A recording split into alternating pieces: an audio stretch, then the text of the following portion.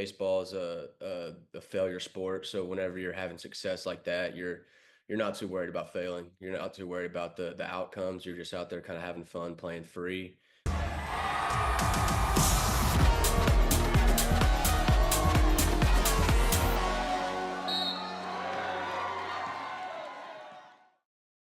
All right, we are here with former Bullard Panther and current UT Tyler Patriot Bryce Jewell. What's going on, Bryce? How are you? I'm good. I'm good.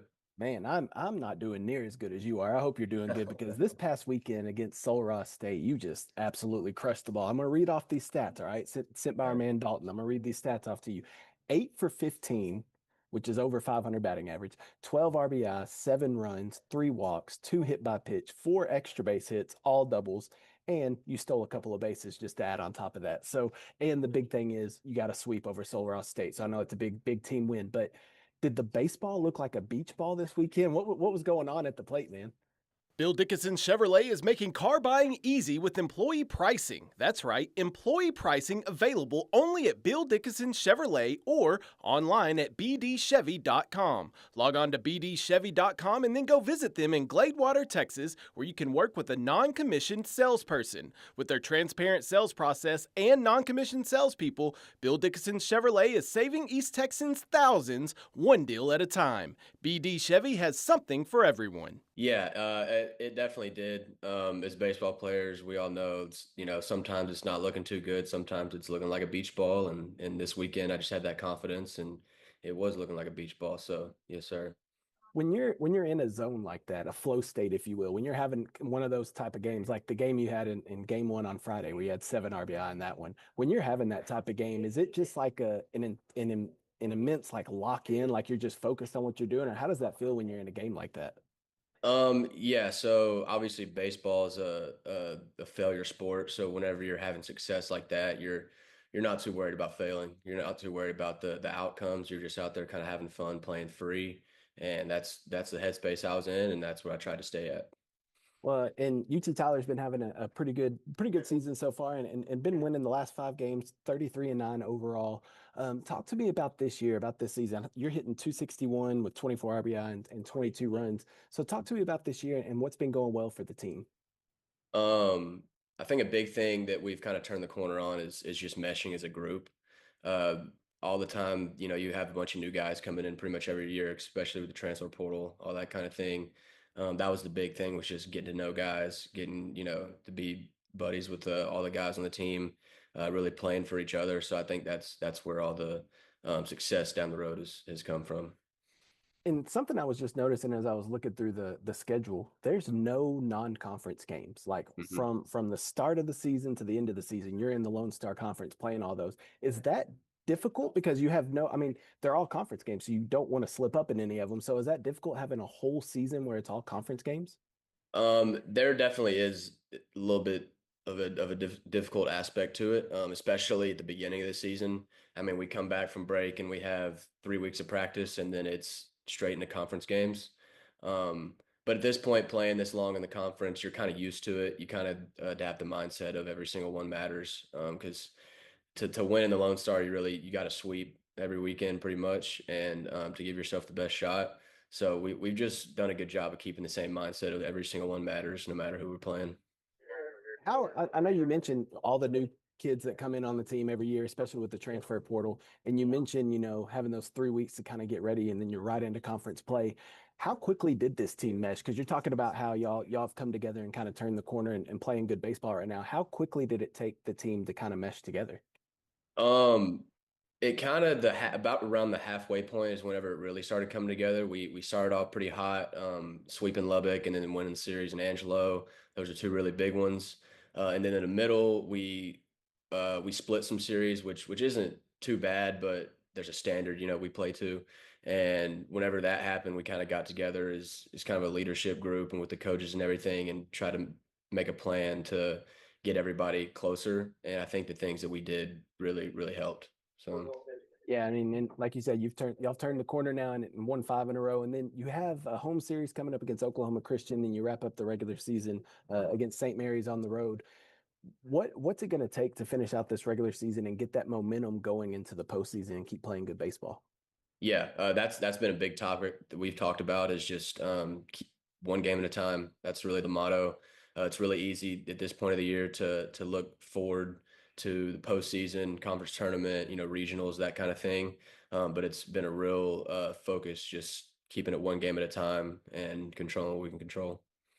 I know you mentioned that all the different kids and every season is a new season, right? And it's all different. But going back to last year where y'all made the College World Series, the D2 College World Series, and unfortunately lost there, but you made it there and got to that point. Has that been a talking point this year of, hey, we made it that far last year, let's get back there and go complete the task this season? Has that been kind of a motto this year?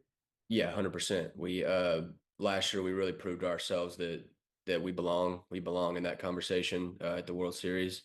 It's just brought a lot of confidence. We have quite a few returners that try to spread that confidence to everybody else. But yeah. Yeah, it's the main goal. Keep the main goal there. Bryce, one last thing I want to ask you. I'll let you get out of here. I know we talked last year, so we kind of went through, growing up in Bullard and what all that meant to you. But just the amount of support that you get from the community. Can you just talk about that and what that means to you? Yeah, I mean that's a huge part of why I love playing here. So close to home. That's a big part of the decision I made to come back.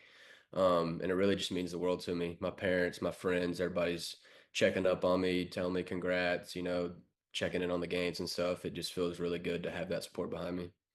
And you're a senior this year. I said last question, but this is the last question. Oh, You're a you're good. senior this year. So what's obviously, or I say obviously, I'm assuming you want to go play, be professional and all that in baseball. But if that doesn't work out, what's the plan? What do you want to do after you graduate? That's kind of up in the air right now. I'm kind of just exploring my options. I know one option I have is fire school. My uncle's a firefighter, and I've done some ride-alongs with him. I've gotten a lot of good information from him. Really just keeping my options open. I would like to stay around the game of baseball, whether that's coaching or something like that. I coach for the Tyler Grays, good organization, and I still plan on coaching for them as long as I can. And yeah, just really keeping my options open and knowing that I have support and connections. All right, Bryce. Well, congratulations again on the huge weekend and the big success that UT Tyler's having. Best of luck to the Patriots throughout the rest of the year, and I'm sure we'll talk to you down the road. Yes, sir. Sounds good. I appreciate it. Next Level Digital Advertising has arrived. Grow your business with advanced solutions from one of the largest digital agencies in the country. East Texas Marketing Solutions is a resource for utilizing and executing advanced multi-platform marketing strategies. Discover more at easttexasmarketingsolutions.com.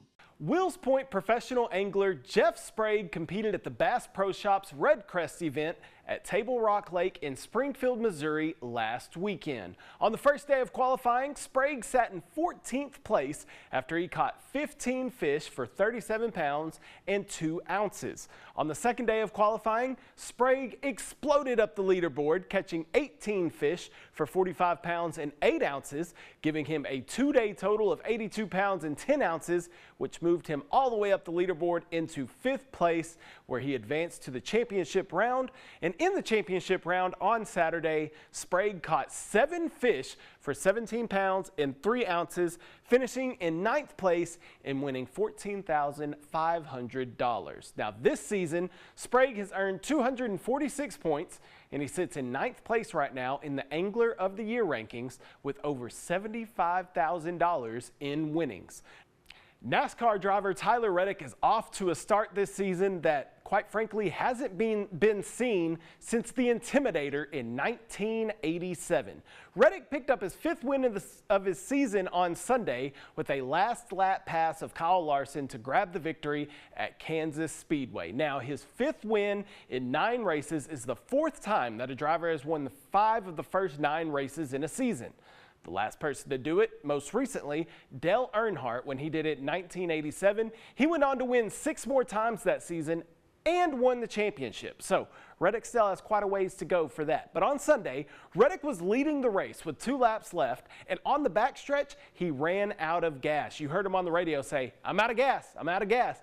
What he did is he flipped to the reserve tank. He was just trying to make it back around to the start-finish line and finish the race. He wasn't going to win. Denny Hamlin, who is also Reddick's car owner, was leading the race when the caution came out right before Hamlin crossed the start-finish line, allowing everyone to come to pit road and Reddick restarted in second place with fresh tires and a full tank of gas. He was able to make a pass on Larson to win the race. Now, what Reddick is doing is nothing short of amazing, and it's not just him though, it's the team. The pit crew is making sure that he maintains or gains his position on pit road. His crew chief is making the right calls on when to bring him down the pit road, and the team is building him a dominant car week in and week out. And at the very top is Denny Hamlin and Michael Jordan owning the team and leading the charge. 23XI Racing has been through a lot these past few years, lawsuits with NASCAR and stuff going on with Denny, but this team is always in contention, and now Reddick has already opened up a commanding lead in the points race. Thanks for joining us on East Texas Sports Now. We'll catch you next time.